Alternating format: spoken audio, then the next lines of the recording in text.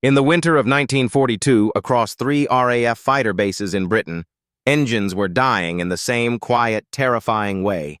Not from enemy fire, not from pilot error, but from heat that came without warning, needles climbing, metal screaming, coolant boiling away until Merlin seized solid in midair or minutes after landing.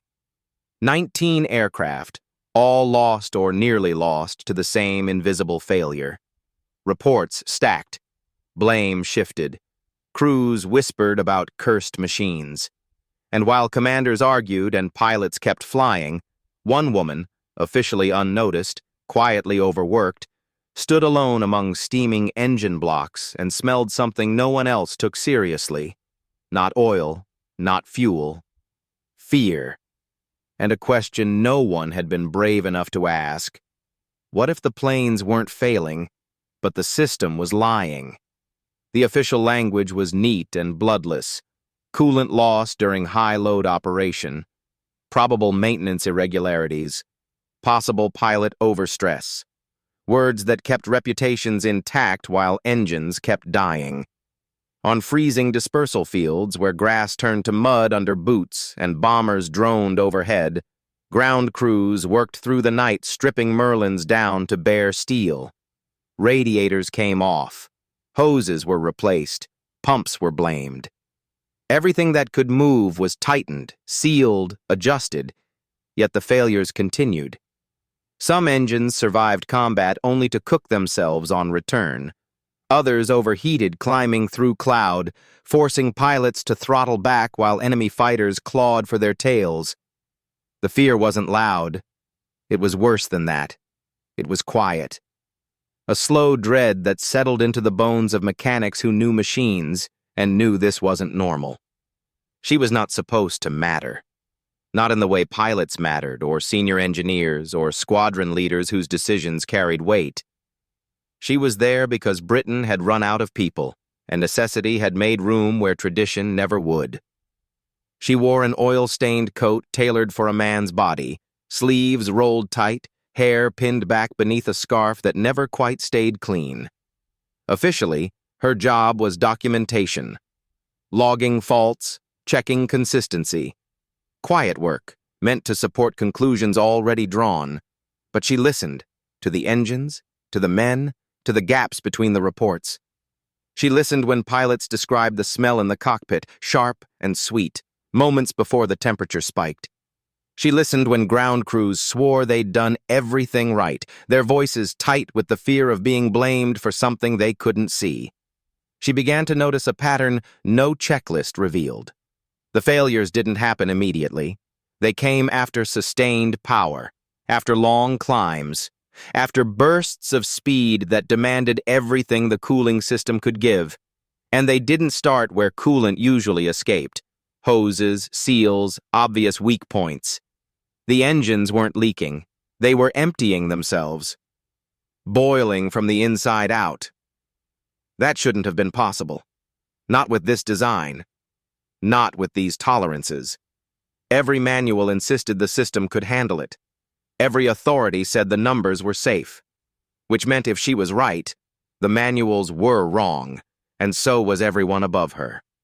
She tested in the only way she was permitted to, quietly. She reviewed logs from all 3 bases, laying them side by side, watching coincidence collapse into cause. Same coolant specification, same operating procedures, same newly approved pressure adjustment intended to improve cold weather performance. A change so small it barely filled a paragraph. A change no one questioned because it came stamped with authority. And yet, when she ran the figures herself, late at night with a single lamp and the smell of cold metal in the air, the margins didn't sit right. The system survived on paper. In reality, it lived right on the edge. Doubt fought her every step of the way. Who was she to challenge engineers with medals and titles? Who was she to suggest that a design trusted across the RAF contained a hidden flaw, something subtle enough to pass tests but lethal in combat? She imagined the conversations if she spoke up, the polite dismissal, the unspoken judgment, the risk of being wrong, and costing someone time, credibility, or worse, an aircraft when the war could spare none. But she also imagined another pilot climbing into a cockpit already doomed by heat he couldn't see, trusting numbers that would betray him at altitude. On the 20th engine, she didn't write a report. She stood listening as it cooled, metal ticking like a dying clock, and felt the weight of a truth sharpen in her chest. These failures were not accidents. They were warnings. And if she stayed silent, they would keep coming. She went back to the data not because she was confident, but because she was afraid. Afraid that if she stopped digging, the pattern would fade and she would convince herself it had never been there at all. Night after night, while blackout curtains swallowed what little light the winter offered, she recalculated what others had trusted: the coolant pressure thresholds, the expansion rates under sustained load, the behavior of vapor where theory said liquid should remain obedient. It wasn't dramatic at first, just a fraction. A number so small it could hide inside rounding errors, buried beneath the confidence of factory tests conducted under ideal conditions. But war was not ideal. Engines were pushed harder, longer. Radiators were scarred by debris. Airflow shifted with damage no chart could predict. And inside those margins, she found it. A pressure window where coolant didn't leak, didn't burst, didn't spray, but boiled silently. Vapor pockets formed deep inside the engine jackets, invisible to gauges calibrated for steady flow.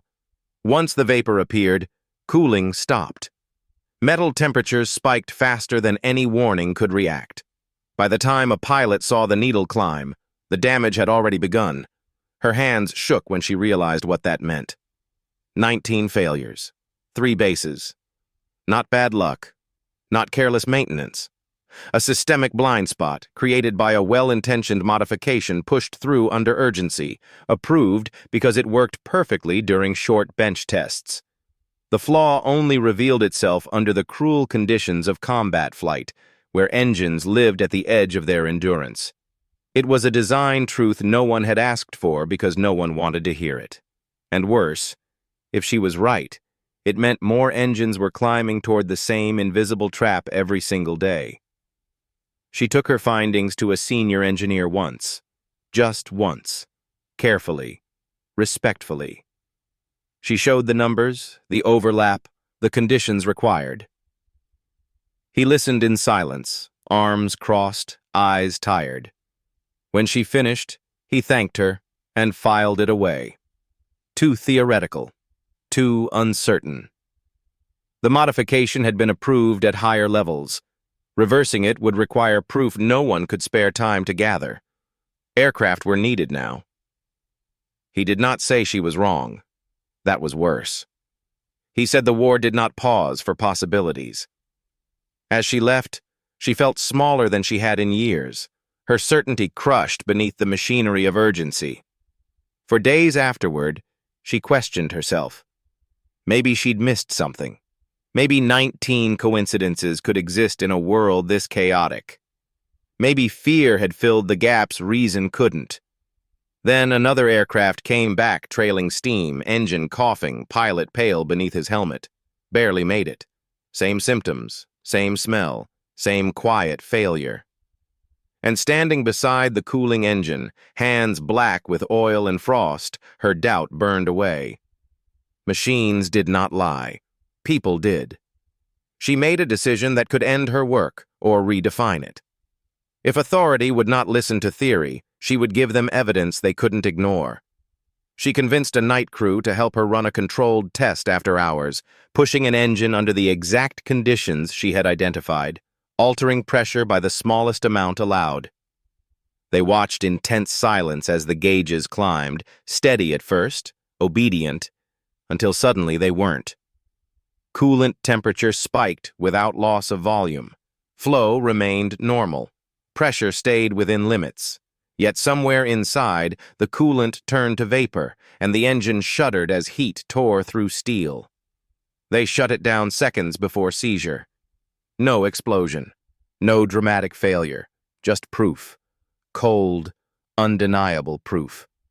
In that moment, surrounded by ticking metal and the sharp smell of overheated coolant, she felt something she hadn't allowed herself to feel since the war began. Not triumph, responsibility. Because now she knew, not just that the Flaw existed, but that it would keep killing machines and men unless someone had the courage to admit they'd been wrong. Proof did not bring relief. It brought danger. Once her findings could no longer be dismissed as theory, they became something far more inconvenient, a problem that demanded action in a system already stretched to breaking. Altering coolant pressure settings across multiple bases would mean grounding aircraft, slowing operations, admitting that a recent directive, approved and circulated under wartime urgency, had put pilots at risk. No one wanted that stain on their record. No one wanted to be the voice that paused sorties while men were dying at the front. And for the first time, she understood that being right was not enough. Being right could make you unwanted. Meetings were held without her. Decisions were discussed in tones that avoided names. The engine was now under review. The failures were being monitored. Language softened the problem until it nearly vanished again. She kept working, but the air around her shifted. Conversations stopped when she entered rooms. Looks lingered too long. She overheard her own work questioned, not on its accuracy, but on its necessity. Was this really the time? Could Britain afford caution? Every argument circled back to the same grim truth. Planes in the air mattered more than flaws on paper. And every time an aircraft lifted off with the same unchanged settings, her chest tightened with an unease she couldn't shake. Then came the near death that changed everything.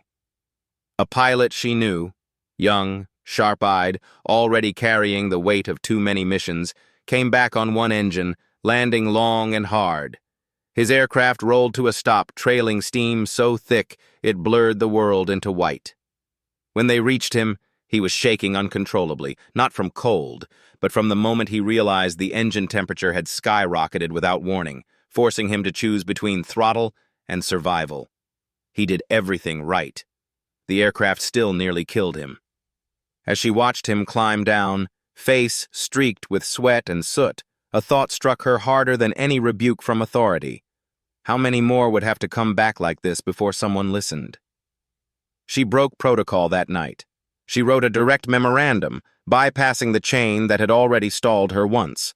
It was precise, restrained, stripped of emotion, because she knew emotion was the fastest way to be dismissed.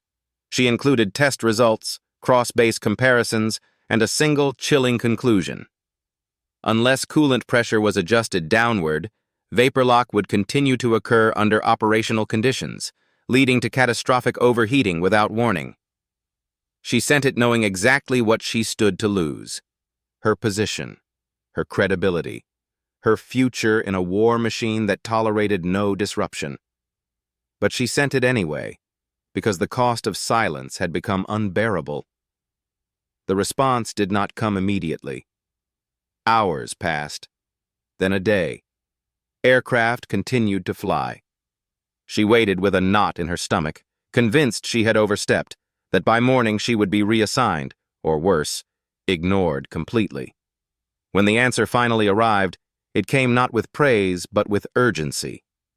Orders were issued quietly.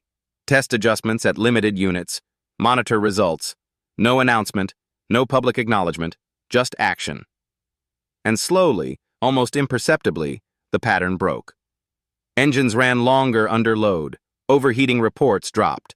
Pilots pushed climb and power without the familiar creeping dread of temperature needles betraying them. The silence in the logs was louder than any celebration. 19 failures remained 19. 20 never came. She never stood before a crowd. There was no ceremony, no headline. The war had no patience for individual recognition. But on cold mornings, as aircraft lifted cleanly into the gray sky and engines held steady where once they had screamed, she allowed herself a quiet moment of stillness.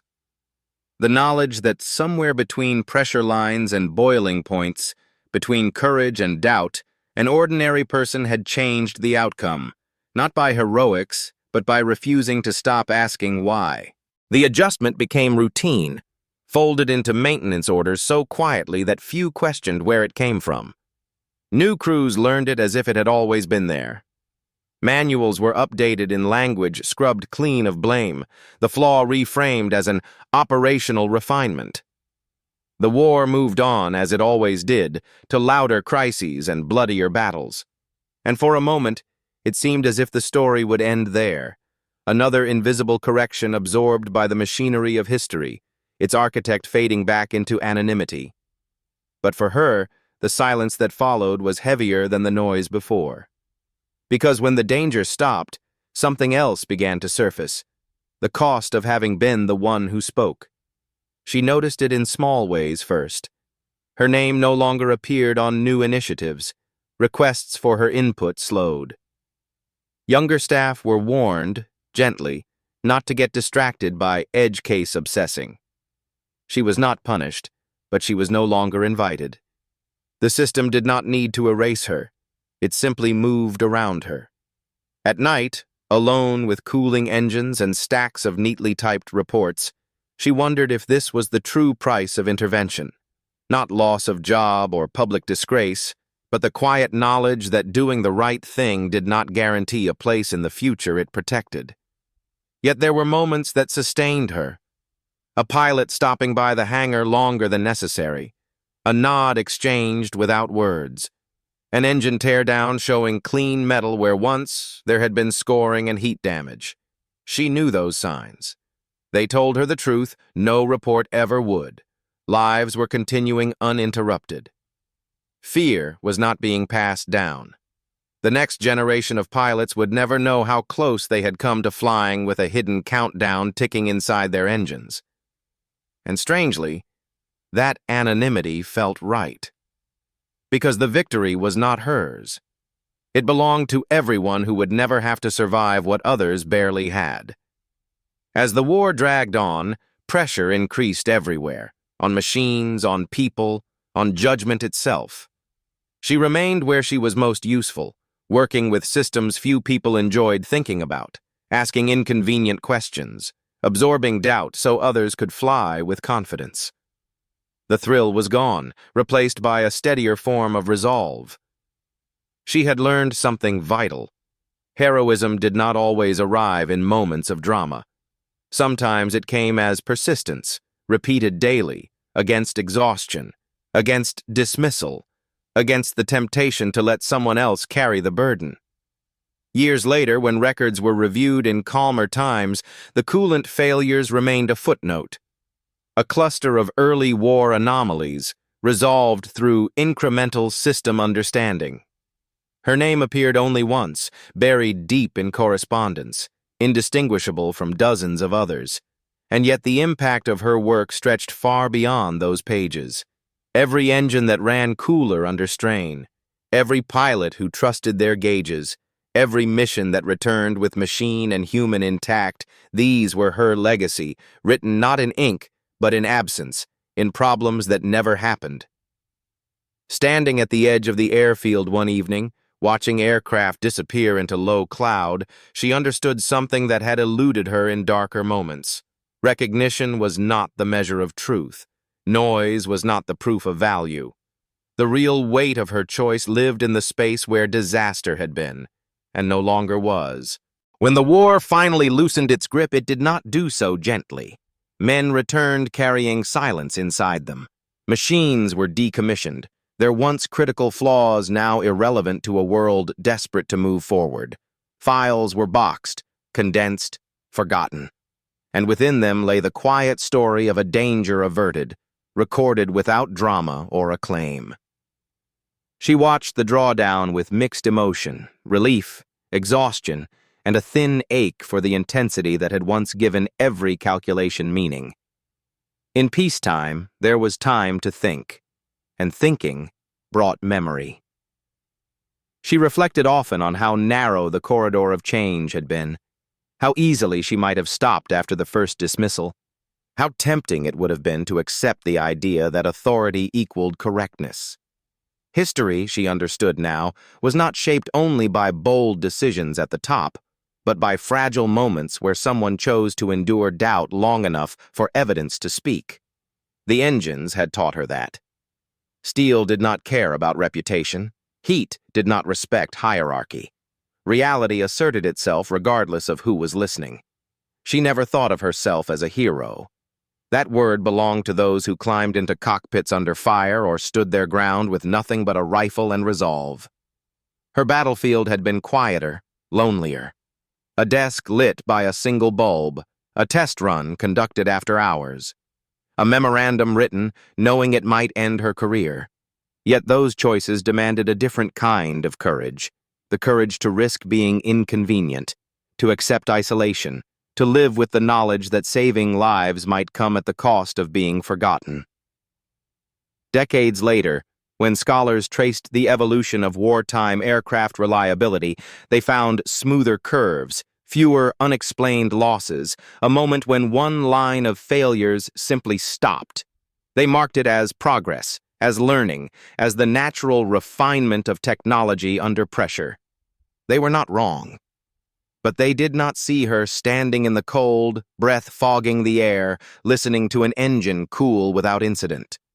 They did not feel the fear she carried into that first act of defiance, or the weight of responsibility that followed its success. Progress rarely remembers the hands that steadied it, and that is the truth this story leaves behind.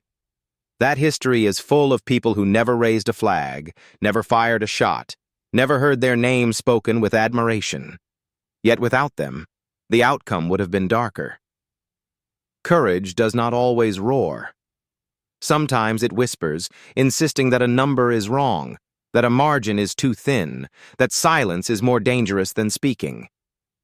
In a world shaped by massive forces, it is often the unseen individual, armed only with patience, integrity, and the refusal to look away, who shifts the balance. And if history forgets their name, humanity continues because of their choice. History loves the noise of victory. It remembers the roar of engines in formation, the thunder of guns, the names shouted over radios in moments of triumph or defeat. But it rarely pauses for the silence that keeps disaster from happening at all. The silence of an engine that should have failed, but didn't.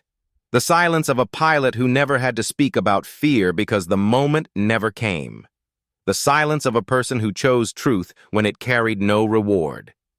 What this story teaches is not just about engineering, war, or aircraft. It is about the fragile space where courage lives without applause. True bravery is not always found in dramatic sacrifice. It is found in persistence when no one is watching, in integrity when authority resists, in choosing responsibility over comfort. The woman at the center of this story did not change history by dominating it.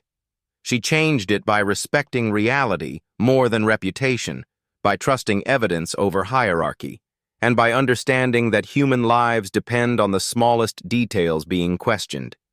In every era, there are systems that seem too large to challenge and assumptions too established to doubt. And in every era, progress waits quietly for someone willing to stand alone long enough to be heard.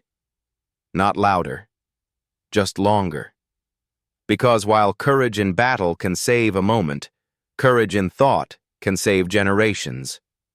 And the world moves forward, often unknowingly, on the strength of those ordinary people who refuse to look away when something feels wrong and who carry the heavy, unseen responsibility of being right when it would be easier to be silent. Long after the last aircraft bearing wartime scars was scrapped or sold, the lesson she uncovered continued to live on in places no one could easily trace back to her. In engineering rooms rebuilt for peace, in revised safety margins, in the unspoken habit of questioning what looks settled and safe, her influence moved quietly from generation to generation. New engineers inherited procedures without knowing why certain limits were conservative, why warnings existed where theory said none were needed. They accepted them as wisdom earned the hard way, and somewhere inside those margins was her insistence that reality mattered more than pride. She aged without ceremony, watching a world rebuild itself with astonishing speed. Jet engines replaced pistons, computers replaced slide rules. And yet, the core truth never changed. Systems still failed not from what people didn't know, but from what they were too confident to question. Every time she read of an accident, narrowly avoided by someone who noticed a small inconsistency, she felt a quiet recognition. Different era, different technology, same human struggle. The choice between discomfort now and disaster later. There were moments, in the quiet of later years, when she wondered how many others like her history had absorbed without a ripple. Women and men who stood at the edge of accepted knowledge and felt that uneasy pull, something here is wrong, and paid a personal price for insisting on proof. She understood then that history is not unfair by accident.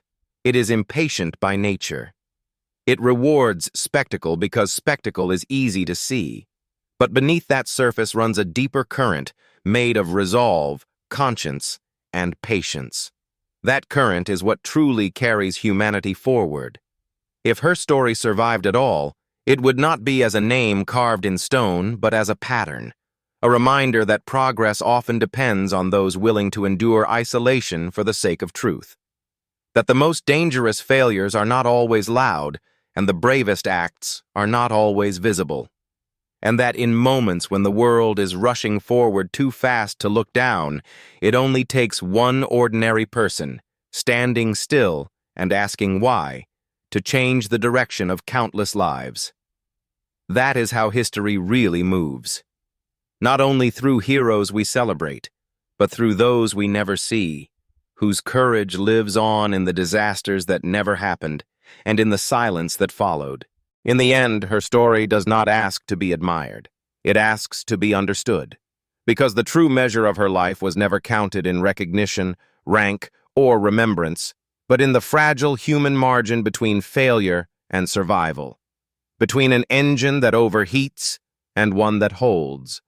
Between a pilot who never returns and one who steps back onto the tarmac, unaware of how close the world came to losing him.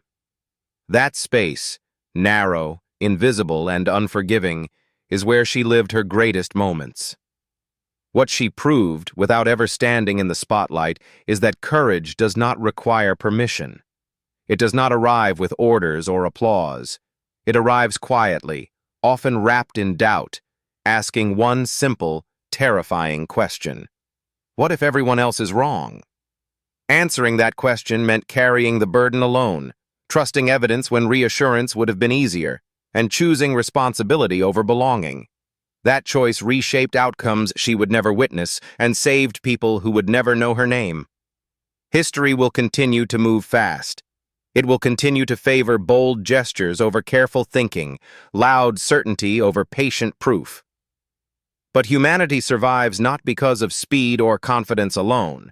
It survives because, again and again, ordinary people slow down long enough to notice what others overlook. They challenge the comfortable lie. They accept isolation. They protect lives not with weapons, but with integrity. And that is the quiet truth this story leaves behind. Progress is not built only by those who charge forward, but by those who stand still when something feels wrong and refuse to step aside.